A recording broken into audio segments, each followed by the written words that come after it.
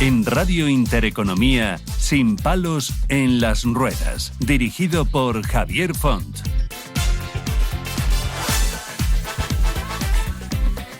Muy buenas tardes, ¿qué tal? ¿Cómo estamos? Un domingo más aquí con todos ustedes, felices y contentos de repetir esta experiencia que para nosotros se convierte en algo inolvidable cada semana. Bueno, imagino que ya han terminado la siesta, habrán tenido una comida más o menos copiosa y ahora pues quedan esos remordimientos, ¿no? De he tomado mucho azúcar o, en fin, hemos tomado demasiado de esto, del otro. Bueno, y ya empiezan las preocupaciones, ¿verdad? Y luego uno dice, ya no vuelvo a comer más. Bueno, pues de esto venimos hoy a hablar hoy aquí, pero además enfocado sobre todo para personas que tienen movilidad reducida, que también están preocupadas en muchas ocasiones, pues bueno, pues que como bien ustedes saben, en muchas ocasiones los médicos pues incitan a que uno camine, de sus paseos, haga ejercicio. Bueno, hoy toca hablar de vida saludable, de buenas prácticas en el ámbito de la salud, y por ello tendremos aquí a dos personas, como siempre, muy autorizadas para poder hablar de estas circunstancias, porque la preocupación es importante y sobre todo cuando uno tiene movilidad reducida, que tiene pues eso, una movilidad que no le permite consumir digamos la energía que uno va ingiriendo a través de los alimentos, pues bueno, pues puede tener sus complicaciones más allá de bueno, pues el azúcar o cualquier otra patología que se pueda desarrollar. Y como decía, tendremos a la doctora Elisabet Capdevila, que es nutricionista experta en dietas pues para personas con movilidad reducida del Institut Guttmann, a la cual le preguntaremos muchas cosas de interés. Y luego también tendremos a Felipe Andrade, que es director del gimnasio que es bueno, pues está adaptado para personas con movilidad reducida y se llama Inner Workout. Bueno, ya no tendremos excusas, desde luego, las personas con movilidad reducida para no hacer deporte, porque muchas veces es lo que nos pasa, ¿no? Que pensamos, bueno, y donde vamos a ir será adaptado, que es importante, pero casi lo de menos si luego además también no tenemos a alguien que nos dé unas pautas, unas indicaciones de cuál es la tabla que tendríamos que hacer. Cuando una persona tiene movilidad reducida, pues es evidente que hay determinadas actividades que no puede hacer y que habrá que hacer de otra manera para que compense la que no puede hacer. Bueno, de todo eso vamos a hablar, y por ello yo voy a dar la bienvenida, desde luego, a la doctora Elisabet Capdevila, pues para preguntarle muchas cosas. Doctora, buenos días, ¿cómo estamos? Hola, buenos días. Pues muy bien. Muchas gracias por estar con nosotros ante una circunstancia que, bueno, nos preocupa sobremanera, porque evidentemente la nutrición es algo que pensamos que es muy importante para todas las personas y también para las personas que tienen o tenemos movilidad reducida, que puede ser un condicionante para que nuestra salud pues pueda ser la más adecuada. ¿Considera que últimamente las personas tienen mayor conciencia de que una buena alimentación puede ser la base fundamental para el estado de su salud?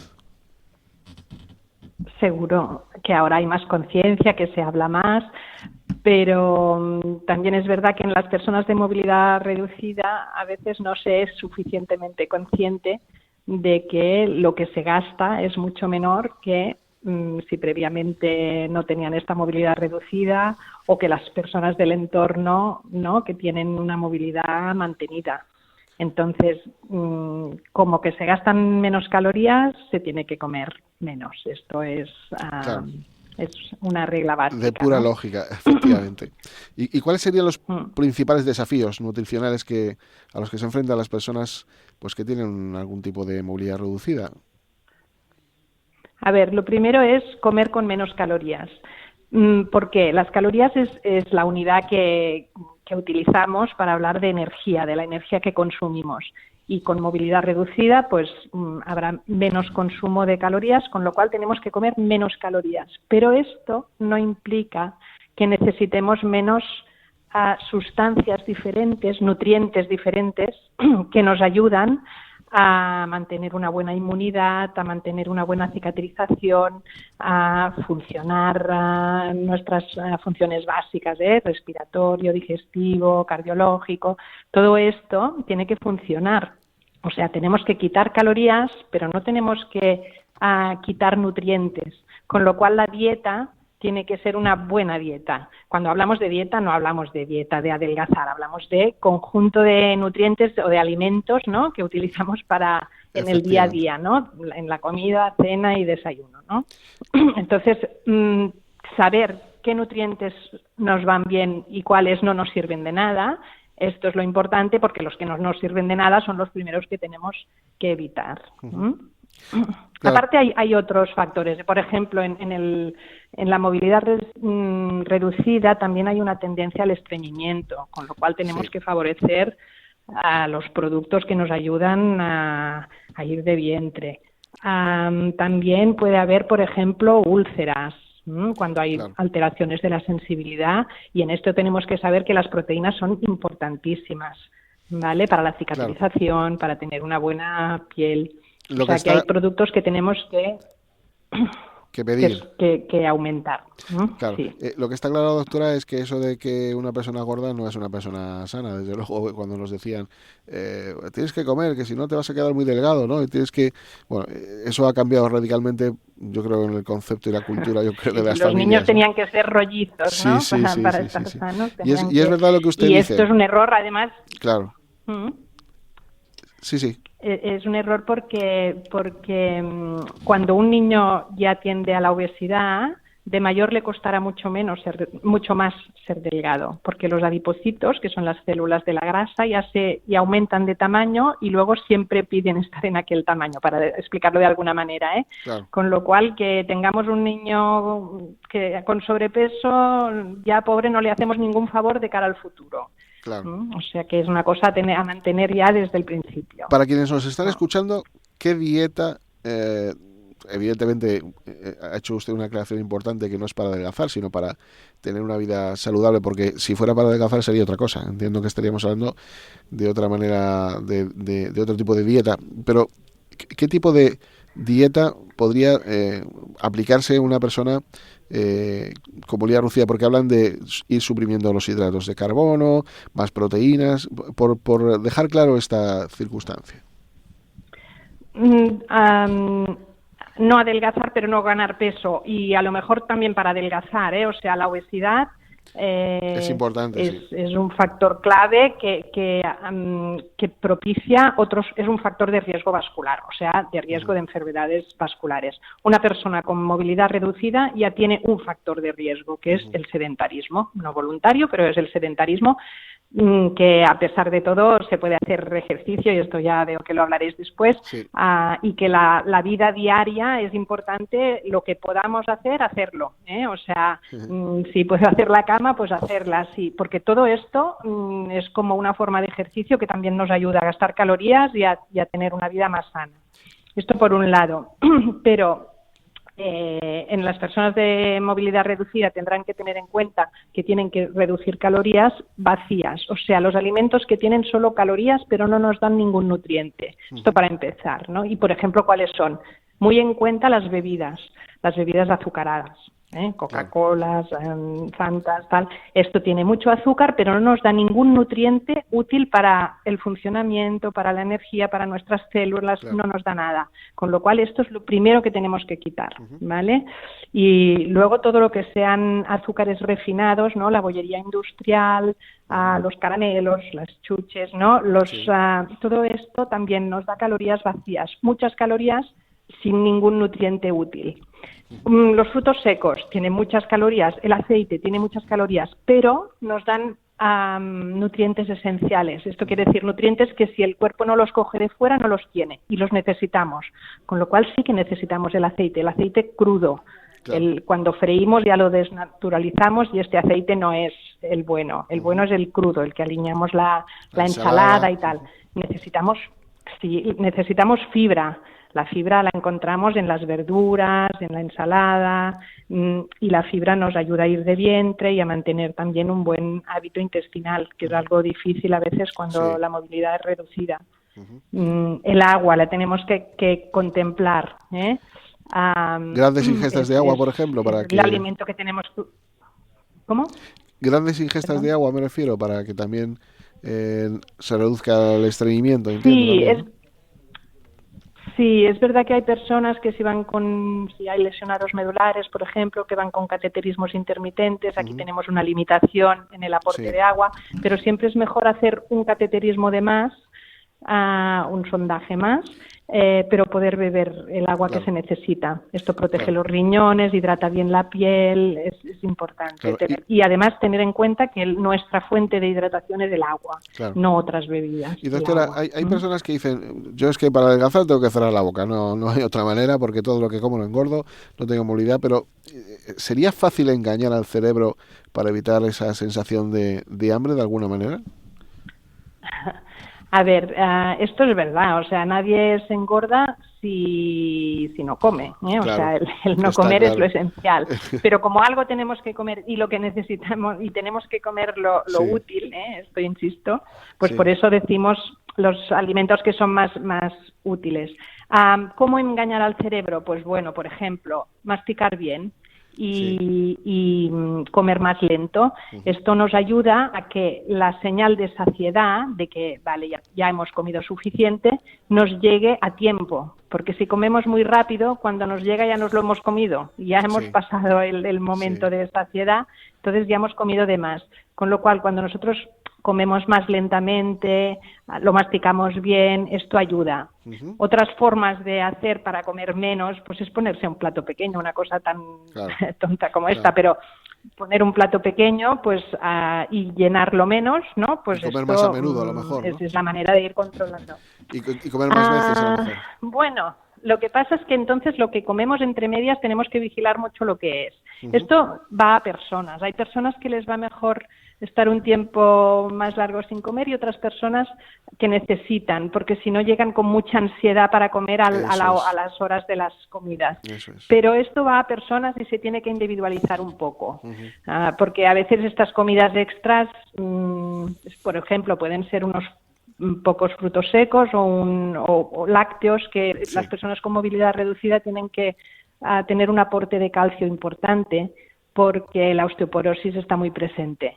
Cuando no se anda o cuando hay más osteoporosis, con lo cual tenemos que vigilar el aporte de calcio y el aporte de vitamina D. Esto, la leche, los quesos, los yogures, todo esto es importante. Hay quien dice, se podía doctora, tomar un yogur. Sí, hay quien dice, doctora, que hay que comer como, bueno, mejor dicho, desayunar como un rey, comer como un príncipe y cenar como un pobre. Sobre todo también porque por las noches concilias más el sueño, ¿no? Claro, porque la digestión tampoco nos ayuda, pero sobre todo porque por la noche ya no gastamos, no necesitamos esta energía, con lo cual la vamos a acumular en forma de grasa. Pensamos también que lo que nos engorda es grasa y los hidratos de carbono también los convertimos en grasa si los tomamos en exceso. Los hidratos de carbono son las patatas, el arroz, también las frutas, pero tienen menos y son de absorción rápida. Todo esto, al final, si tomamos en exceso, se pasa a acumularlo en forma de grasa. De todas formas, tengamos en cuenta que más o menos de un plato tendríamos que tener, pues, la mitad tendría que ser verduras, ensalada. Un cuarto del plato tendría que ser proteínas, o sea, pescado, carne, huevos, y el otro cuarto hidratos de carbono de absorción lenta, pasta o patatas o también verdura y tal. Y la grasa ya la encontramos mezclada con todos estos alimentos. No es necesario que vayamos a buscar la grasa porque ya está mezclada y no necesitamos mucha. Es lo que más calórico es y lo que menos necesitamos. Mire, pero el secreto está en comer variado. Sí. Nos ponemos en el siguiente escenario, ¿no? Normalmente somos un país que tendemos a socializar los eventos con la comida, hablamos a lo mejor de comidas de trabajo, tal. Y claro, uno cuando va a un acto y tiene algún canapé, pues lo ve pasar por delante de su nariz y dice, joder, hay que tener mucha fuerza de voluntad para no hacerlo, ¿no? ¿Qué consejos le podemos dar? Ya sé que el más radical, el más fácil es, pues no piques, pero ¿qué consejos podemos dar cuando vemos determinadas comidas que pasan delante de nuestra cara en un acto social, por ejemplo? Bueno, esto es difícil, pero, por ejemplo, a ver, hay canapés que no son... Que son sanos, o sea, hay canapés de salmón, ¿no? O de verduritas y, jamón. O sea, no necesariamente tenemos que decir esto es insano. A ver, el jamón en pequeñas cantidades todo es. Y yo digo, no tenemos que renunciar tampoco, ¿eh? O sea, lo que se trata es que aquel día no cenarás. O, o te sustituye la comida, o te vas a comer luego solo una fruta y ya está. O sea, se trata de compensar y de ver exactamente, pero tampoco podemos renunciar a todo. Vas a tomar, en vez de 8 canapés, vas a tomar 2 o 3 y además sustituyen a la comida que harías. Y mirar los que son más sanos, porque los hay, ¿eh? O sea, tampoco no es que el canapé de por sí ya, lo que pasa que muchas veces se complementan con mayonesas, ¿no? Pero no tienes por qué renunciar a todo, ¿eh? Claro, es mejor, doctora, por ejemplo, los productos como la leche de vaca que los derivados vegetales, por ejemplo. Por ejemplo, la leche de soja, que últimamente está también de moda. En la leche de vaca, a ver, hay personas que no la pueden tomar pues porque tienen una intolerancia a la lactosa o porque tienen una alergia a las proteínas de la leche, pero son las menos. La leche de vaca ha caído en desgracia a veces en según qué foros y es un alimento muy sano. A pesar de que hay leches de avena y tal que dicen que les ponen calcio y vitamina D, no se absorbe igual que en la leche de vaca, que tiene unas proteínas que ayudan a absorberla mejor. Lo que sí que podemos coger leche de vaca que sea desnatada o semidesnatada, porque la grasa es un alimento muy completo. La leche tiene proteínas, tiene la lactosa, que es hidrato de carbono, tiene la vitamina D, tiene calcio, que para los huesos es estupendo, pero igual la grasa nos sobra un poquito. Pero bueno, el mercado está lleno de leches desnatadas y semidesnatadas, con lo cual, si tenemos esta precaución, yo la recomiendo, más que las vegetales no lo veo necesario. Claro. Bueno, mire, doctora, me va a permitir que ahora que dé paso a Felipe Andrade, porque como hemos hablado antes de que, bueno, pues los temas de deporte son muy interesantes y sobre todo para quien nos está escuchando, pues que sepa que también hay alternativas y sobre todo más que alternativas, que creemos que es bueno unir el deporte con una dieta saludable. Yo creo que todo esto es siempre beneficioso por muy poco que se pueda mover la gente por su alto grado de discapacidad. Felipe, ¿cómo surge la idea de adaptar un gimnasio para personas con movilidad reducida? Hola, buenas tardes. Pues surge de la necesidad. Es muy fácil darse una vuelta por los gimnasios de los barrios y vemos escaleras interminables o tornos fijos. Es complicado, ¿no?, para una persona con movilidad reducida acceder a un espacio que en principio debería ser de todos. Entonces, cuando se decide abrir Inner Workout, se hace bajo esa premisa, cumpliendo también obviamente una serie de normativas que son de obligado cumplimiento, pero que por desgracia no siempre es así. ¿Y tenéis personas con movilidad reducida en el gimnasio que acuden? Sí. ¿Qué tipo de ejercicios les planteáis? ¿Qué tablas? ¿Cómo operáis con ellos? Bueno, lo importante, primero hay que entender que, como decía la doctora, hablar de personalización del proceso. Es decir, no todas las personas son iguales. No toda la movilidad reducida viene producida de la misma manera. Hay gente que viene por infección de la médula espinal, por accidentes, el tipo de limitación difiere en el grado. Entonces nosotros nos adaptamos a cada persona. Es decir, hay personas que vienen en silla de ruedas, pero que tienen un 100% de movilidad en el tronco. Entonces, con esas personas, y además que suelen ser personas un poquito más adaptadas al ejercicio, pues podemos, el límite lo ponemos muy alto. Luego hay personas que tienen pues entre un 50 un 40% de limitación en el tronco superior, y entonces ahí también nos tenemos que adaptar a sus necesidades y a sus limitaciones. Entiendo que muchas personas están pensando, bueno, yo estoy en silla de ruedas, no puedo hacer transferencias. ¿Cómo colaboráis con ellos para que, bueno, pues puedan hacer esas mancuernas, esos ejercicios, etc.? Bueno, lo primero de todo es concienciar a la persona. Entroncando un poquito con lo que decía la doctora, hay que tener en consideración que hay patologías como la osteopenia, osteoporosis, que tenemos que tener muy en consideración. ¿De acuerdo? Personas con movilidad reducida son más propensas a ellas de una manera además más prematura. Entonces, lo primero que hay que hacer es una concienciación para, en la medida de lo posible, trabajar ese sistema musculoesquelético y darle ese impulso que necesita. Y después, sobre todo, también hablamos de la función. la función de cada uno. Es decir, nosotros trabajamos mucho en que esa persona sea, en la medida de lo posible, lo mayor independiente. Claro. Es decir, esa persona tiene que ser independiente no solo ahora, sino también pensando en el futuro y intentando mejorar su función e intentando mejorar su independencia. Ahí es donde empezamos a proponer el proceso, ¿no? Adaptándonos a cada persona, a cada caso que es diferente. De todas maneras, yo aconsejo que nos acostumbremos a ir a un gimnasio, porque al final, si no vamos, entre otras cosas no tenemos al profesional al lado, pero la rutina decae, entiendo, ¿no? Sí, mira, una de las cosas que, por ejemplo, ayer estaba con María, y una de las cosas que me decía que ella se sentía muy bien al poder ir a un gimnasio donde iba el resto de la gente. Claro. Es decir, porque había dejado ya la rehabilitación, ella también psicológicamente estaba un poco afectada por tener que ir a un centro especializado muy concreto de rehabilitación, claro. Y ella necesitaba estar en un espacio abierto, ¿no? Adaptado. Normalizado. Exactamente, y eso lo agradece mucho la gente. Por eso creo que es importante concienciar que los gimnasios de barrio, ya sean públicos o privados, se produzcan las condiciones adecuadas para que una persona en silla de ruedas, o que también es una persona con movilidad reducida o una persona con un miembro amputado, pueda acceder a esas instalaciones y realizar ejercicios, ya sea con la ayuda de un profesional que esté dentro del centro, o una vez aprendido, que nosotros nos focalizamos mucho en enseñar a las personas a valerse por sí mismas, pues pueda realizar sus ejercicios. Sí, porque no solamente es la hora o 2 horas que estés en el gimnasio, sino que además también sea una disciplina o una cultura de salud, sobre todo. Absolutamente. O sea, nosotros, nuestro principal objetivo es enseñar. Claro. Enseñar a cada persona,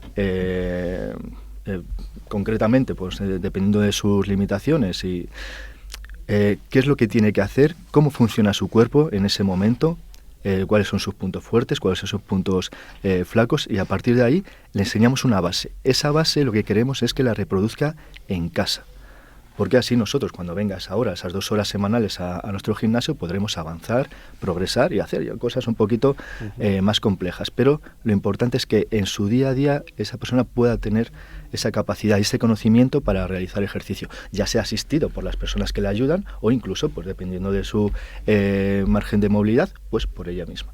Yo sí que quiero decir que, desde luego, muchas de las personas que nos estén escuchando no irán a un gimnasio no porque no tengan ganas, sino porque se van a encontrar, bueno, primero hay que buscar uno que sea accesible, pero bueno, eso cada día podemos ver que eso se va eliminando. Bueno, si ese paso lo salvamos, encontrar uno que entienda la situación y que te ayude en un momento determinado, pues a hacer una transferencia de la silla a la camilla para poder hacer ese tipo de ejercicios, etcétera, ¿no?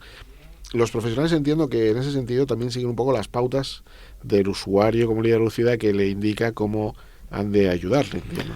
Claro, aquí volvemos a lo mismo, ¿no? Cada caso es diferente, ¿no? Entonces, hay gente que viene directamente con otra persona que le ayuda en su día a día, y pues bueno, nosotros intentamos tener un equipo multidisciplinar, es decir, nosotros intentamos tener en contacto directo con el fisioterapeuta que está trabajando con esa persona, o con el terapeuta o su médico, y entonces en función de esas indicaciones nosotros llevamos el proceso por un lado o por otro, o focalizamos las prioridades.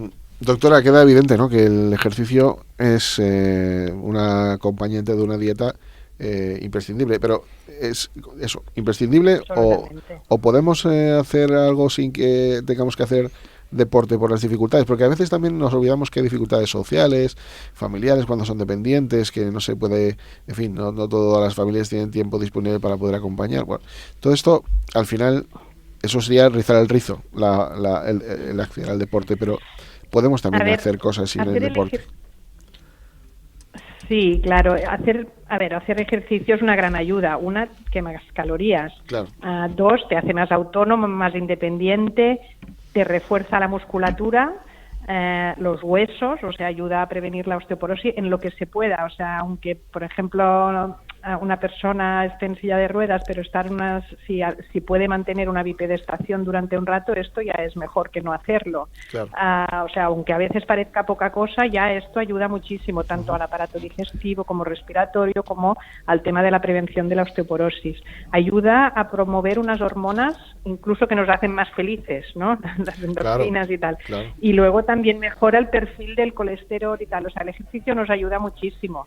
Ahora bien, para no tener obesidad, lo que tenemos que vigilar sobre todo es la dieta, porque con el ejercicio quemamos calorías, y nos ayuda al perfil lipídico y es importantísimo, pero reducir calorías a base de ejercicio solo no llegaremos, y tenemos que evitar la obesidad de todas, porque también la obesidad nos empeora la movilidad. Claro. O sea, es una cosa a prevenir absolutamente. La respiración. Entonces, también, hacer cosas de cada día. Si podemos ir en silla de ruedas manual en vez de eléctrica, pues tenemos que hacerlo, porque es la forma de hacer ejercicio. O sea, el día a día es muy importante que utilicemos las capacidades que tengamos. Esto nos mantiene la autonomía que tengamos, la que tengamos. Si podemos mover un brazo, pues aquel brazo lo vamos a mover.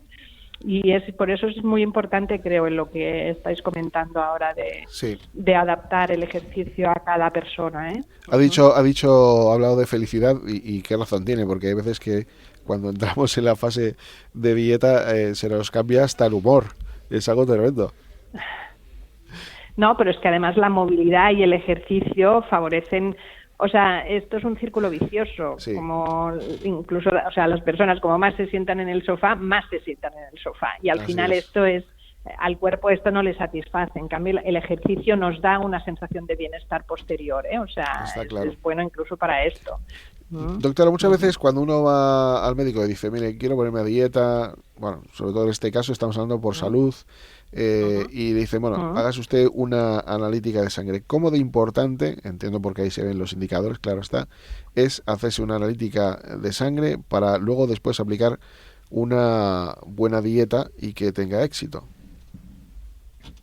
Es importante porque a veces vemos gente muy obesa y en cambio tiene unas proteínas bajísimas, con lo cual sabemos que la dieta que le tendremos que dar tiene que ser muy rica en proteínas. O sea, estar obeso no quiere decir estar bien nutrido, como bien comentabais antes. Claro.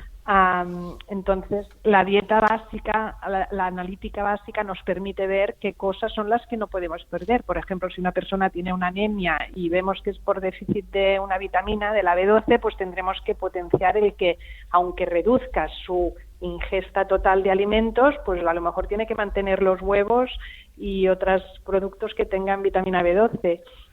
Esto nos lo encontramos ahora mucho con las personas veganas o vegetarianas. Por ejemplo, si vemos que le falta hierro, pues tendremos que potenciar dar el hierro, las proteínas. O sea, que una analítica básica nos permite ver cuáles son los alimentos que no podemos eliminar, o que tenemos que incluso potenciar, y en cambio a lo mejor pues tenemos que bajar otros que estén en exceso. Claro. Para llegar, digamos, al día a día, una pregunta que muchas veces hacen, el huevo frito es menos saludable, la tortilla es un poco más saludable y el huevo duro es saludable. ¿Eso es cierto? Esto es por un tema del aceite con el que freímos. La única diferencia en el huevo, en estas cosas, ¿no? Sí que las proteínas cambian un poco y tal, pero la principal diferencia es que el huevo frito lleva mucho aceite, la tortilla un poco menos y el huevo duro no lleva nada. Claro. Entonces, como ya hemos hablado de que el aceite, cuando lo freímos, cuando se desnaturaliza y nos da grasas malas, para decirlo de alguna manera, pues evidentemente sí, el huevo duro tiene menos, pero un huevo frito de vez en cuando, pues tampoco pasa nada. Es proteína, ¿no? Además también, que es interesante. Lo blanco del huevo, la clara, ¿no?, es proteína, y lo amarillo es grasa, es colesterol. Pero bueno, colesterol también necesitamos, porque todas las membranas de nuestras células están constituidas por colesterol. Bueno, con lo cual no es que no lo necesitamos. Alguien de aquí del estudio ya se le está cayendo la baba pensando en un huevo frito, mojándolo. En fin, que eso es un lujo al final. Mire, doctora, nos llaman a veces personas y nos dicen, joder, es que el colesterol lo he podido controlar, pero los triglicéridos no. ¿Cómo hacemos para controlar esto? ¿Con la alimentación, con alguna medicación, con algo? Ya, los triglicéridos tienen mucho que ver, sí, que con alimentación excesiva, con el alcohol y sobre todo con la inmovilidad, con lo cual a veces Claro. es difícil de controlar los triglicéridos cuando la movilidad está reducida, ¿eh? Claro. El colesterol, tiene que ver con la dieta y tiene que ver también con nuestro metabolismo, ¿eh? Pero también es verdad que hay gente que necesita entonces pastillitas y algunas Claro. van muy bien, ¿eh? Las estatinas famosas que mucha gente tiene que utilizar, pero Sí. lo mejor es intentar con la dieta controlarlo. Claro.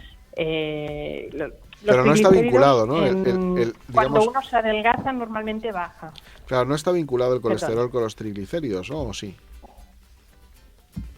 Bueno, todos son grasas, pero son diferentes tipos de grasa. Claro. Entonces, hay personas que tienen hipercolesterolemias que van con hipertrigliceridemia. Hay otros que no, que son más... Hay muchos tipos diferentes de hipercolesterolemias y algunos van con triglicéridos altos y otros no.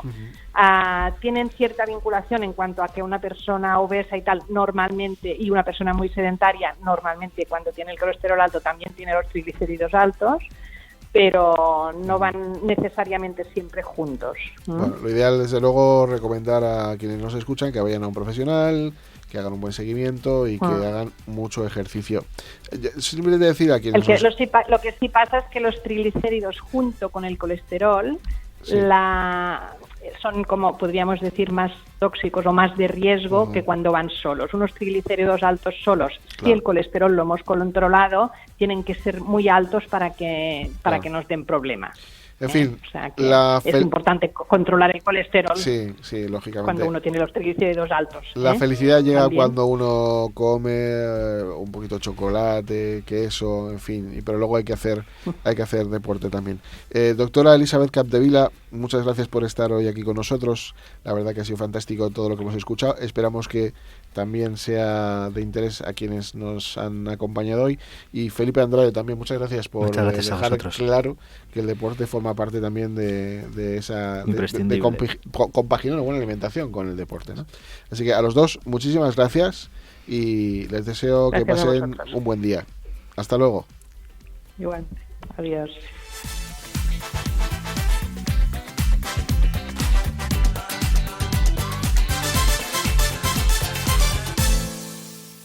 En Radio Intereconomía, Sin palos en las ruedas.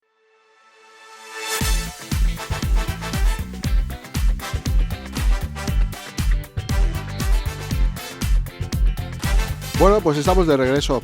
Decirles que hay dos cosas que me ha dicho la doctora, que no se me olvide, que se la había pasado a ella, que las legumbres son muy buenas también, para poder tener una dieta saludable. Así que con este plato de lentejas nos vamos a ir al siguiente invitado.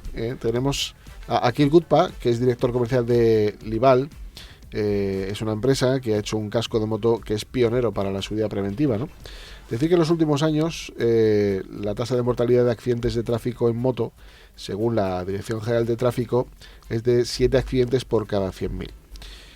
El Lival MC1, que así es como se llama el casco que tiene integrado auriculares y micrófono, incorpora también luces en el frontal y en la parte trasera y que se activan de diferente manera, como una luz de posición, como baliza, importante, en caso de frenada brusca o en caso de caída. Y también nos va avanzando qué es lo que nos vamos a ir encontrando pues para ir prevenidos de posibles accidentes que se nos echan encima. A veces esto ocurre y hay atropellos, en fin, hay accidentes que generan discapacidades para toda la vida, ¿no? La expansión de la empresa en Latinoamérica se lleva a cabo en Chile, Uruguay, Argentina, México o Colombia, y ahora están trabajando con la Dirección General de Tráfico aquí en España. Aquí, muy buenas tardes. Hola, ¿qué tal? Bueno, lo primero, felicitaros por este proyecto que deriva de la DGT 3.0 y que me gustaría que nos podrías explicar cómo funciona la conexión a la plataforma Cloud 3.0 con la DGT, que entiendo que es imprescindible para que esto funcione. Exactamente. Entonces, la visión de DGT es que en el futuro todos los vehículos y todos los dispositivos que están en la calle o en la carretera pueden estar conectados a DGT 3.0, ¿no? Entonces nosotros fuimos pioneros como la empresa empezar este proyecto, íbamos a lanzar casco de moto. Eso fue cuando estamos conceptualizando el casco de moto. Y hablando con DGT fue la idea que todos los avisos o lo que hay en los carteles, cuando alguien va en la carretera, vemos en carteles, ¿no? De alguna manera poder comunicar esos avisos mucho antes, al conductor de moto. Entonces nosotros que fuimos pioneros incluso en el casco, integrar una cámara tipo dashcam para seguridad y además los auriculares integrados, porque ya sabéis que ahora hay cascos pero hay auriculares aparte que hay que conectar con Bluetooth. Nuestro casco lleva todo integrado. Entonces la idea era con DGT, si podemos hacer a través de alguna aplicación o directamente con el casco, recibir esos avisos y para que suene el rider o el usuario que está montado en el moto, ¿no? Entonces nuestro casco lo que hace es que a través de la aplicación estamos conectados a Cloud DGT 3.0. Obviamente ahora están renovando el nueva nube y todo, pero nosotros cuando hicimos el piloto estaba conectado con la aplicación y cuando había algunos avisos le iba avisando al rider que llevaba el casco a través de la aplicación y conectado con Bluetooth. ¿Qué detectasteis en su momento para decir, oye, tenemos que hacer algo porque hay muchos accidentes que se podían evitar, ¿no? Porque, pues hace poco vimos, no es tanto de un motorista, pero sí que es verdad que vimos como un camión, de repente se encontró con un control de la policía y pasó una desgracia tremenda. ¿Qué detectasteis para poder llevar a cabo esto? Mira, el concepto del IVAL cuando empezamos la empresa siempre era mejorar la seguridad de la gente que mueven en la carretera, ¿no? Incluso antes de este casco de moto, cuando lanzamos la marca Lival, hacemos los cascos. Empezamos a hacer cascos para bicicleta y patinete y nosotros fuimos lo primero para incorporar luces, incluso intermitentes, en los cascos. Sabemos todo el mundo que hace, ¿no?, que hay que dar señales con la mano, pero cuando alguien va en patinete o ahora incluso en bici hay muchísimos vehículos, entonces incorporamos ese tipo de funcionalidades en nuestro casco. Seguimos evolucionando, vamos mejorando, entonces cuando DGT lanzó, en principio eso fue como un tipo de órdago, ¿no?, a nuestro CEO cofundador Manuel con DGT, cuando dijeron, oye, creo que en el futuro nuestra visión es esta, que es muy buena, y lo que queremos es conectar todos los vehículos de alguna manera, ¿no? Y casco fue lo mejor para conectar para todos los usuarios de moto. Entonces eso es un poco lo que fue, y la idea era exactamente lo que tú has dicho, que todo el preaviso a las personas que cuando van en la carretera siempre ayuda evitar accidentes, ¿no? Porque todos nosotros ha pasado, de repente encontramos algo enfrente y vamos a velocidad y reducir paramos, la velocidad, exactamente, evidentemente. Exactamente. Entonces eso fue un poco el reto principal, y con DGT cuando empezamos a trabajar, nosotros todo empezó cuando ganamos el premio de mejor dispositivo de seguridad vial, y allí empezó todo, ¿no? Un poco. Entonces nuestro DNA es mejorar la seguridad de los que mueven en la carretera para evitar accidentes. Ustedes no lo ven, el casco, evidentemente, pero el casco está fenomenalmente hecho, de fibra de carbono, un tono grisáceo muy bonito, y la parte de atrás lleva ese dispositivo de luz de frenado que a mí me ha llamado mucho la atención, que es muy interesante porque muchas veces pues no se ve y es importante. ¿Qué tipo de mantenimiento lleva este casco? No sé si hay que recargarlo, hay que... Sí, es mantenimiento ninguna, porque es un casco con todo integrado, entonces lo único que tiene es una batería que dura hasta 10 horas, 12 horas, dependiendo de uso que está dando. Como comentaba, que nuestro casco de fibra de carbono MC1 Pro lleva incluso cámara, entonces lo único que hay que hacer es cargar la batería, pero aparte de eso no hay ningún tipo de mantenimiento. Claro. Y se puede utilizar para vida de casco. Una pregunta que se me viene a la cabeza y es, claro, el casco está preparado para la nube, la DGT tiene que tener la nube operativa. Entiendo que cuando se vende el casco se vende también condicionado que la nube va a funcionar y que todo va a ir sobre ruedas. Totalmente. Yo creo que de momento, como sabéis, que el primer caso de uso de DGT es conectar las balizas, pero luego lo que está haciendo DGT muy bien es muchos otros conceptos de caso de usos. Entonces la idea es, una vez se pruebe que tecnología funciona, luego DGT tiene que hacer algún tipo de regulación para que ese tipo de casos de usos vayan como forma legal.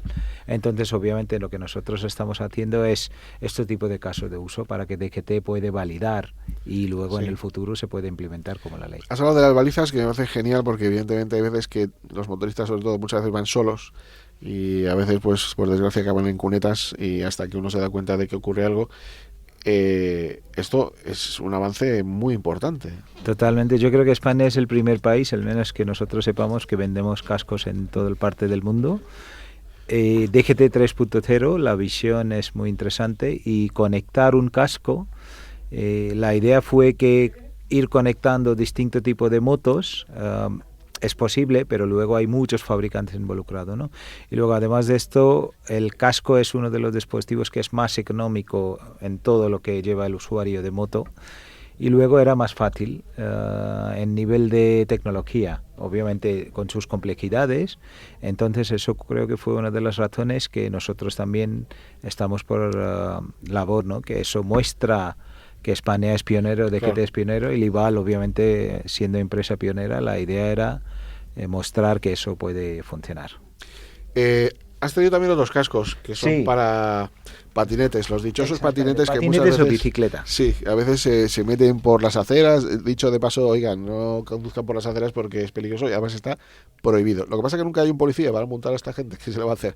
Bueno, mientras que sancionamos o no sancionamos, los cascos están también para salvar vidas. Por cierto, algo que no entiendo es cómo Bicimat no obliga a que las personas lleven un casco porque son muy vulnerables, ¿no? Pero en este caso, vuestro proyecto, que estoy viendo además también cómo está parpadeando el casco y demás, cuéntanos un poco sobre este proyecto de cascos para la ciudad. Mira, eso es un casco de bici que nosotros llamamos el modelo MT1 para los usuarios que montan en bici en la carretera o montaña. Nosotros fuimos la empresa y somos la única empresa que incorpora toda esta tecnología, que son luces, luz de freno. Lo importante es el tema de SOS. Quiero decir, todos los cascos, incluyendo casco de moto, llevan la tecnología de SOS incorporado. Entonces nosotros hemos salvado 6 vidas reales, que estamos conscientes, que ocurrió que un ciclista iba en bici solo, se cayó, se desmayó y se quedó inconsciente. Nuestro casco, con su tecnología, estaba conectado con su móvil, mandó un SOS a su número de emergencia y con la localización donde estaba exacto. Entonces su mujer le llamó de vuelta. Como nuestro casco, aparte de SOS, también llevan manos libres incorporado. Entonces no tapan el oído totalmente sin ningún tipo de problema. Le llamó de vuelta, como no atendió, tenía la localización y mandaron la ambulancia y pudieron salvar la vida. Qué bien.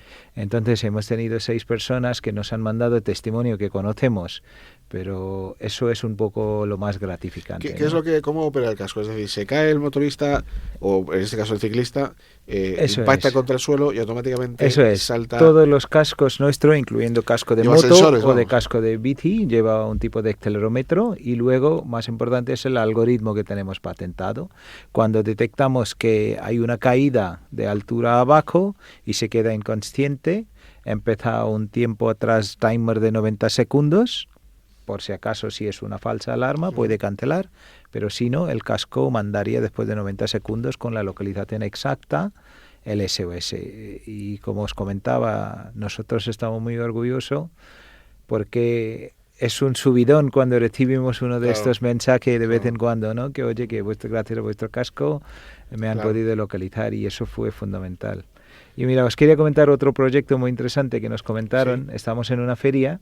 Como nuestros cascos llevan de bici llevan micrófono y altavoz, pueden hacer de walkie-talkie. Entonces estamos en una feria y vino un entrenador de 11 que entrenaba a los ciclistas con discapacidad visual que no tenía 100%.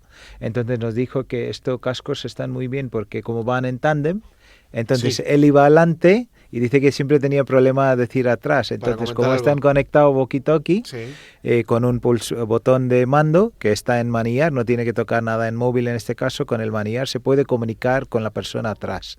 Y eso le pareció muy interesante y entonces queremos hacer un proyecto incluso para ese tipo de uso, ¿no? ¿Se puede hablar por teléfono también a través de...? Exactamente. Entonces, obviamente nosotros no recomendamos, pero como hay una regulación que no puede tapar los oídos cualquier tipo de auriculares. Claro. Nuestros cascos no tapan, Sí. ni son conducción, es como aire, oreja libre, lo que se llama Sí. open air. Sí.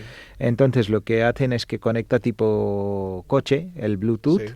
y entonces cuando alguien te llama con un mando, no con móvil, con un mando que va en manillar de bici, se puede descolgar la llamada y puede seguir hablando. Entonces, y puede escuchar radio, por ejemplo, Intereconomía perfectamente cuando alguien Claro. está montado en la Y sin bici. palos en las ruedas más que Exactamente, otra cosa, ¿no? exactamente. Me dijiste que ya estaba comercializándose. Eso es. Todos los cascos, estamos comercializando cascos de moto en todos los retailers grandes, casco de bici en todos los retailers, se puede encontrar en todas las grandes almacenes en Sí. España. Y hablando ya de las cosas de comer, ¿qué cuesta esto? Este casco el de moto bici, y lo que el- tengo en la mano, el precio venta público, 119 euros, con toda la tecnología que lleva.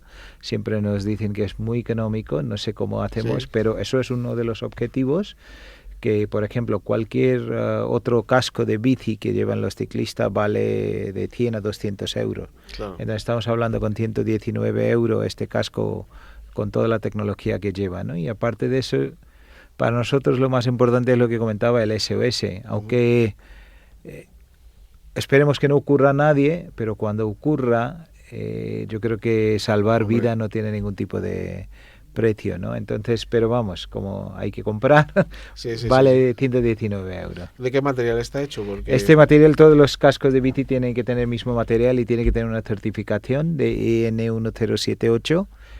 Todos nuestros cascos están certificados para mercado europeo y mercado americano, porque vendemos en Estados Unidos también. ¿tenéis otros prototipos también que vais a desarrollar? O... Sí, estamos ahora trabajando en algún otro tipo de casco para los trabajadores industriales. Entonces, eso es lo que estamos haciendo ahora, llevar mismo tipo de tecnología a las empresas, industrias, claro, ¿no? de almacenamiento, a lo mejor. Exactamente. La idea es, nuestra premisa es cómo podemos salvar vidas y evitar accidentes. Sí, porque la verdad que no solamente accidentes de tráfico, sino también en laborales, que también hay veces que estas cosas ocurren. Pues muchísimas gracias por estar hoy con nosotros, Aquil. De nada. De verdad os deseamos lo mejor y que vendáis muchos cascos. Muchísimas porque gracias. salvaremos muchas vidas y para eso estamos aquí. Sin duda. Muchísimas Muchas gracias por venir. Gracias. Muchas gracias. En Radio Intereconomía, Sin palos en las ruedas, dirigido por Javier Font.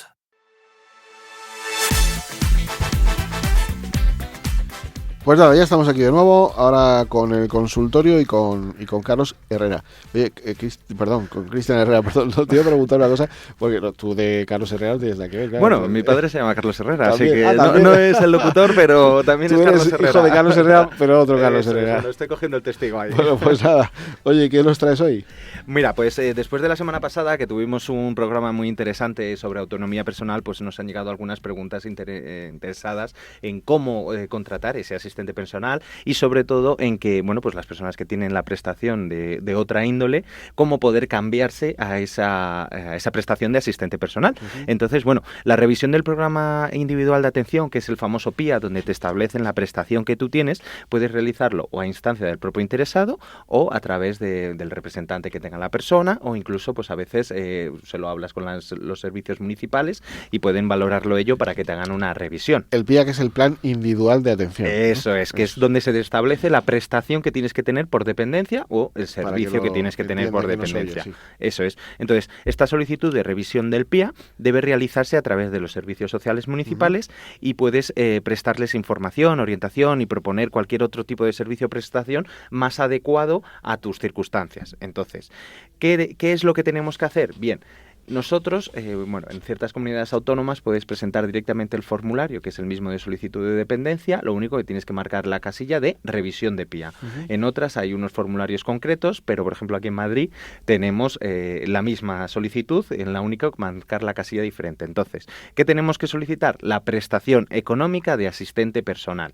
Ahí tendrán que valorarlo, tendrán que haber una motivación por la que se solicita este cambio de PIA, pues por ejemplo, si tienes una residencia, pues porque necesitas salir más. Si tienes un centro de día, porque bueno, pues quieres realizar ciertas acciones para tener esa independencia que pueda ser más grande. También es se realizan estas revisiones no solamente por la situación, sino por un agravamiento de la situación, entonces que tienes unas necesidades mayores. Entonces, bueno, pues que tengamos en cuenta que si queréis solicitar vuestro asistente personal para tener estas prestaciones, que bueno, que difieren según la comunidad autónoma de los términos económicos. Pero siempre son más altas. Eso es, más altas que aquí, Siempre. así que tenemos que ver cómo reformarlas. Podéis hacer esta revisión del PIA para que os puedan conceder la prestación económica. Yo siempre digo que de verdad valoren desde luego el poder hacer esa revisión del PIA, porque si piden esa revisión del PIA y piden la asistencia personal, primero la cuantía es mayor, pero ya no es una cuestión de cuantía, sino una cuestión de solventar problemas en el ámbito familiar. Es decir, yo creo que una prestación vinculada a los cuidados en el entorno familiar, pues de 200 euros no arregla prácticamente nada. Pero sin embargo, si nos pasamos al PIA de asistencia personal, en Madrid, por ejemplo, son 730 euros, si mal no recuerdo, en Comunidad Valenciana 2.000 y algo, y 1.800 en Galicia, por ejemplo, ¿no? Que son, digamos, las referentes. Madrid no, las otras dos. Pues desde luego que eso sí que ya arregla algo la situación. Hombre, bastante, porque el poder contratar a una persona, pues con la prestación que hay ahora mismo en Madrid, pues a lo mejor la puedes contratar 1, 2 horas, como mucho al día, pero con una prestación económica más en serio, pues puedes a lo mejor tener una jornada laboral de 38 o 40 horas a la semana, la cual, lógicamente, beneficia mucho a la persona que tiene esa dependencia y le permite ya no solamente los actos básicos de la vida necesaria, sino que le permite, pues, desarrollarse en el trabajo, de desarrollarse en los estudios e incluso el propio ocio. Claro. Mira, el otro día se hizo una iniciativa muy interesante en la Comunidad de Madrid, en el pleno de la Asamblea de la Comunidad de Madrid, en cuanto a que tanto CERMI como FAMA y otras entidades pues hicieron una jornada para explicar un poco la situación que había sobre el ámbito de la autonomía personal, los proyectos de vida independiente, la necesidad de compatibilizar prestaciones para que, bueno, pues las personas puedan alcanzar ese hito de autonomía personal. Y la verdad es que fue muy interesante, porque se puso de manifiesto muchas cosas. Bueno, entre otras cosas, que en España solamente el 0,8% de las prestaciones de asistencia personal son precisamente eso, las que se están prestando, en referencia al resto que están más enfocadas a propiciar dependencia. Es algo que de verdad yo digo muchas veces que la tendencia ha de cambiar en todos los rincones de este país, porque si no, al final estamos propiciando más dependencia que autonomía personal. Eso es totalmente, porque hombre, que una prestación tan necesaria y que pueda ayudar tanto tenga un porcentaje tan pequeñito en todo el global de prestaciones, la verdad es que algo huele como a chimusquina en este caso para que se pueda hacer. Bueno, desde aquí pedimos siempre a las administraciones que se pongan las pilas. Otra cosa que surge es el tema del Eurotaxi, que nos da unos quebraderos de cabeza tremendos en cualquier parte de España. Pero bueno, el otro día se mantuvo una reunión también en la Comunidad de Madrid con la Consejería, porque estamos intentando, ¿no?, arreglar una situación que viene de lejos, que no se ha hecho mucho. Hace más de 2 años que se advirtió de que la situación iba a empeorar. No solamente ha empeorado, sino que además también se ha equiparado las prestaciones a los taxis eléctricos y por tanto pues como permiten trabajar más horas y más días, igual que los eurotaxis anteriormente, pues y tienen más ayudas, pues al final se pasan al eléctrico y dejan de un lado el eurotaxi. Entonces es una situación bastante compleja. Sí, la verdad, porque, hombre, además hablabas de esto de la equiparación, digamos, de un poco de los beneficios. Anteriormente, un taxi, pues, te costaba un importe que era más o menos similar y quizá con los beneficios, pues, lógicamente, pues, te podía parecer más atractivo. Pero a día de hoy, con la reducción de estos beneficios y que encima los taxis ecológicos, bueno, eléctricos son mucho más baratos, pues, claro, ahí es mucho más complicado. Sí, esa es otra, ¿no? Las zonas de bajas emisiones que están dificultando. Pero bueno, es curioso cómo, por ejemplo, en Barcelona permiten que con la excepcionalidad concreta que se destina para ello, los eurotaxis puedan ser diésel. Por ejemplo, vienen ustedes en París, van a fabricar 800 vehículos para las Olimpiadas y Paralimpiadas de este verano, 800, y serán diésel. Alemania, que es un país que abandera todos los temas de medio ambiente, también ha decidido que para los eurotaxis no queda otra, tendrán que ser diésel, y todo esto porque los vehículos que se pueden, homologar, en este caso hay solamente un Toyota, que es el que puede homologarse, creo, de aquí en España, me refiero, pero en el resto están bastante mal. Evidentemente, cuando no hay otras opciones, pues está claro que habrá que aplicar algunas medidas de discriminación positiva para que podamos, Exacto, las personas con movilidad reducida, primero, movernos, y por otro lado, las administraciones cumplir con las normativas que ellos mismos crean y aprueban, porque estamos ante una etapa en nuestro país que parece que las leyes se hacen para incumplir. Totalmente. Además, no estamos hablando de que esto tenga que ser para toda la vida, no. Estamos hablando de que, bueno, pues está claro que la contaminación es algo que estamos totalmente de acuerdo que hay que reducir, pero es importante que bueno, pues que se tenga que hacer equiparado a la posibilidad real que hay de aplicarlo. Entonces, bueno, pues si se pueden hacer ciertas excepciones en ciertos momentos para que una vez que avance la tecnología y que una vez que tengamos tiempo podamos adaptarnos a esa contaminación, pues lógicamente hay que intentar hacerlo, desde luego. Y ojo, que las VTCs también tienen que cumplir con la normativa.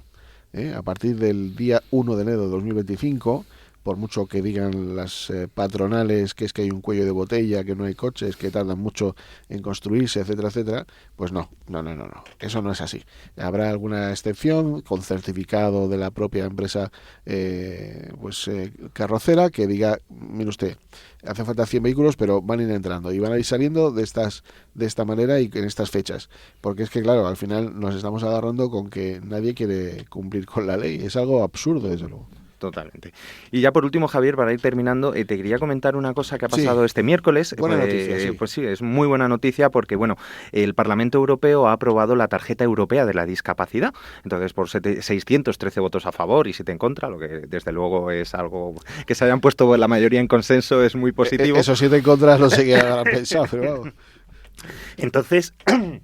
Esta tarjeta lo que no va a buscar suplir las que tiene cada uno en su país, sino es complementar y va a posibilitar a nivel turístico pues el uso de transportes públicos, actos culturales, museos, centros deportivos, ocio. Entonces lo que va a buscar es dar una libertad de movimiento, que lo que busca la Unión Europea es esa libre circulación de las personas con discapacidad. Entonces, en 2016 ya se hizo una prueba piloto con 8 países y tal, y luego por fin ahora ya se está haciendo realidad esta posibilidad de tener una tarjeta europea. Entonces sí que es verdad que el siguiente paso va a ser que pueda ser para la residencia, porque ahora mismo es, digamos, para los 3 meses de una visa turística, pero bueno, hemos avanzado bastante y ahora por la tarjeta de discapacidad de aquí de España, pues se va a poder homologar con la tarjeta europea y que así, pues bueno, puedas ir a los museos, puedas hacer ocio, puedas utilizar el transporte público, como aquí en España.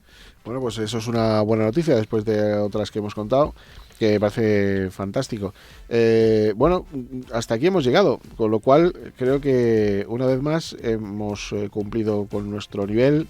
Ha sido interesante lo que hemos contado. Totalmente. Esperemos que haya gustado a las personas. Ya saben que pueden contactar con nosotros en el 91 593 35 50 a través de Fama o a través de Fundación 360 para la Autonomía Personal, que estaremos encantados de ayudarles en todo lo que haga falta para que su calidad de vida sea siempre la mejor, y también, ¿por qué no?, para denunciar algunas cuestiones que ustedes estén viviendo en primera persona y que desde luego sean de justicia, por lo menos comentar en este sentido. Bueno, decirles que quien se vaya de puente, enhorabuena, que feliz puente, que lo pasen bien, que nos dará mucha vida, porque nosotros desde luego vamos a estar aquí el siguiente domingo trabajando y dando un servicio de información pública que creo que es lo que merecen todos y cada uno de ustedes que nos escuchan en este programa. Muchísimas gracias, feliz puente y hasta el próximo domingo.